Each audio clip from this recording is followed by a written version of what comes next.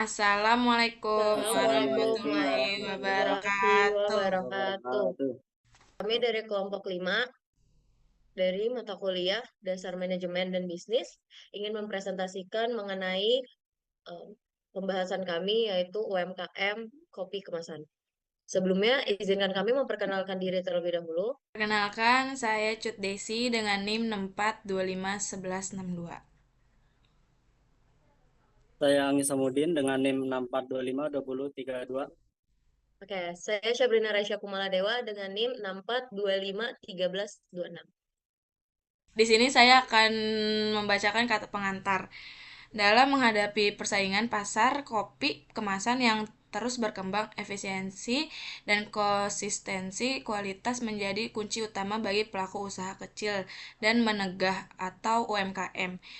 Melalui materi ini, kita akan membahas langkah-langkah sistematis dalam proses produksi kopi kemasan, mulai dari penetapan standar dan indikator kinerja atau KPI, pencatatan data periode singkat, analisis kesenjangan antara realisasi dan target, hingga perumusan tindakan korektif yang tepat. Dengan memanfaatkan metode ini, UMKM dapat memastikan bahwa memanfaat setiap tahap produksi berjalan sesuai standar, meminimalkan cacat serta meningkatkan output dan kepuasan pelanggan. Selanjutnya ada pendahuluan. Produksi kopi kemasan pada skala UMKM merupakan salah satu aktivitas kunci yang menentukan keberhasilan usaha, terutama dalam menjaga kualitas rasa, aroma, dan konsistensi produk yang diterima konsumen. Proses produksi tidak hanya melibatkan aktivitas sangrai, giling, dan kemas, tetapi juga mencakup penetapan standar kerja, pengendalian mutu, serta evaluasi kinerja melalui pengukuran data secara berkala. Dalam praktiknya, banyak UMKM menghadapi tantangan seperti ketidakstabilan mutu, bahan baku, variasi kualitas akibat proses manual, keterbatasan alat produksi, serta belum terstrukturnya sistem pengawasannya.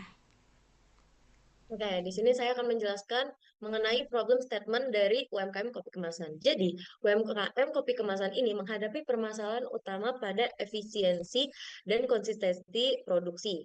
Kapasitas produksi harian sering tidak mencapai target akibat proses yang masih manual, keterbatasan tenaga kerja terampil, serta peralatan yang belum optimal.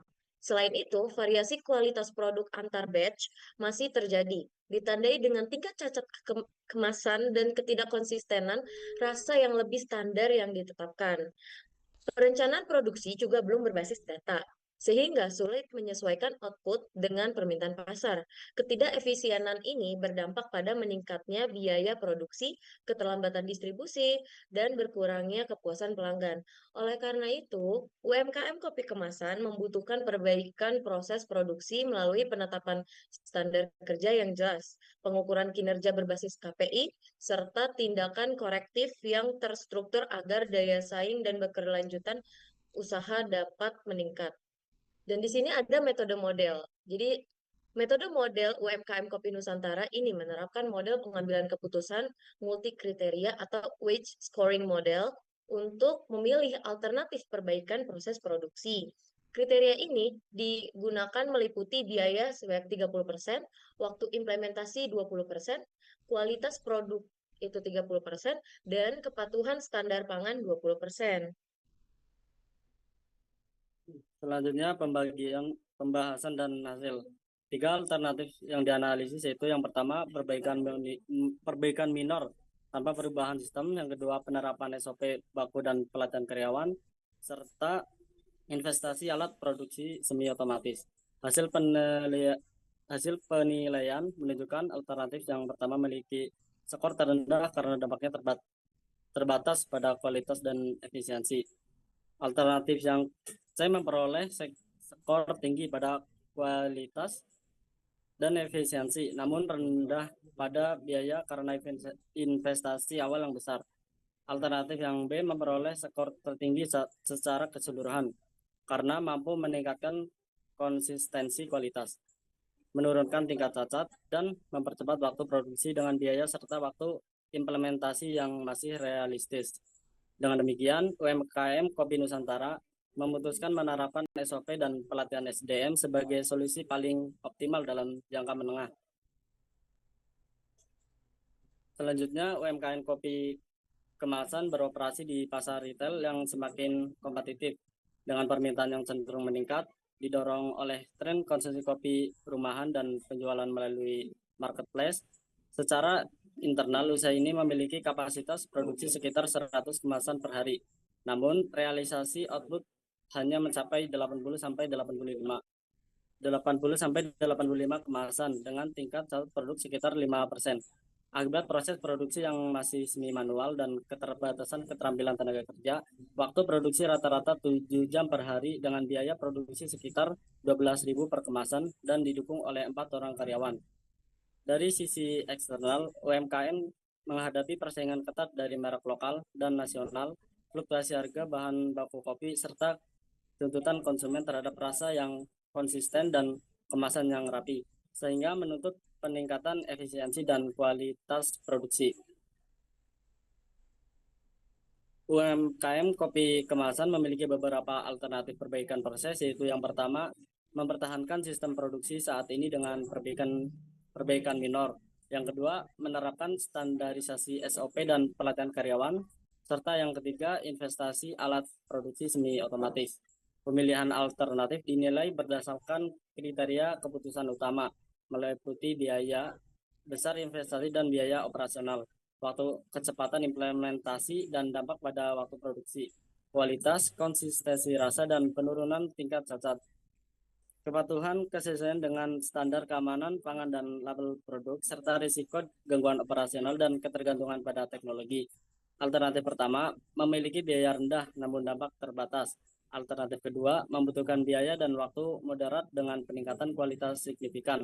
Sedangkan alternatif ketiga, memberikan efisiensi dan kualitas tertinggi tetapi membutuhkan investasi awal yang besar.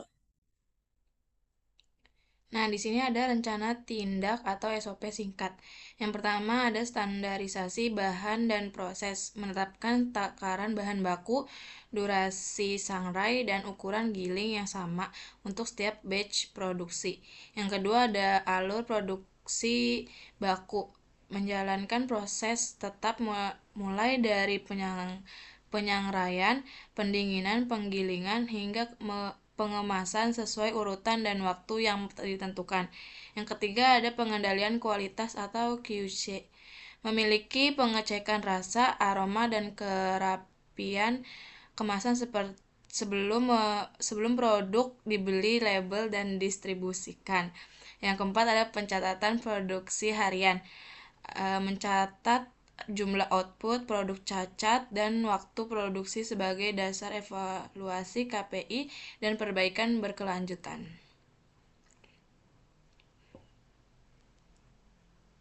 Indikator dan kontrol. Yang pertama, output produksi harian. Jumlah kemasan kopi yang dihasilkan per hari. Rumusnya, output aktual per hari. Target awal lebih dari 100 kemasan per hari. Yang kedua, tingkat cacat produk. Presentasi produk yang rusak atau tidak sesuai standar kualitas. Rumusnya, total produk cacat dibagi total produksi dikali 100%. Target awal lebih dari 2%. Yang ketiga, waktu produksi. Definisi total waktu yang dibutuhkan untuk menyelesaikan proses produksi harian. Rumusnya, waktu selesai dikurang waktu mulai produksi. Target awal kurang dari 6 jam per hari. Yang keempat, biaya produksi per kemasan. Rata-rata biaya yang dikeluarkan untuk memproduksi suatu kemasan kopi. Rumusnya, total biaya produksi dibagi jumlah kemasan. Target awal kurang dari 12.000 per kemasan. Dan yang kelima, keputusan SOP produksi. Definisi tingkat kesesuaian produksi dengan SOP yang telah ditetapkan. Rumusnya, jumlah proses sesuai SOP dibagi total proses dikali 100%. Target awal lebih dari 95%. Nah, jadi kesimpulan dari presentasi kita kali ini adalah risiko ketidakkonsistenan kualitas produk, dampaknya yaitu turunnya kepuasan pelanggan dan kepercayaan pasar. Jadi mitigasi yang bisa dilakukan yaitu menetapkan SOP produksi yang jelas, melakukan pelatihan rutin karyawan, serta menerapkan quality control pada setiap batch produksi. Yang kedua, ada risiko kenaikan dan fluktuasi harga bahan baku. Dampaknya yaitu dapat meningkatnya biaya produksi dan menurunnya margin keuntungan. Mitigasi yang dapat dilakukan yaitu menjalin kerjasama jangka menengah dengan pemasok kopi, melakukan pembelian bahan baku secara bertahap, dan menyiapkan alternatif pemasok. Yang ketiga yaitu ada risiko keterlambatan produksi dan distribusi. Dampak yang dapat terjadi yaitu keterlambatan pengiriman dan berkurangnya kepuasan pelanggan. Mitigasi yang bisa dilakukan yaitu menyusun jadwal produksi yang realistis, menetapkan target harian berbasis KPI, serta menyiapkan buffer stok untuk pesanan rutin. Oke, Sekian dan presentasi dari dari. kelompok kami, kurang lebihnya mohon maaf. Maaf. Assalamualaikum Wassalamualaikum Assalamualaikum warahmatullahi warahmatullahi warahmatullahi wabarakatuh. wabarakatuh. Shalom.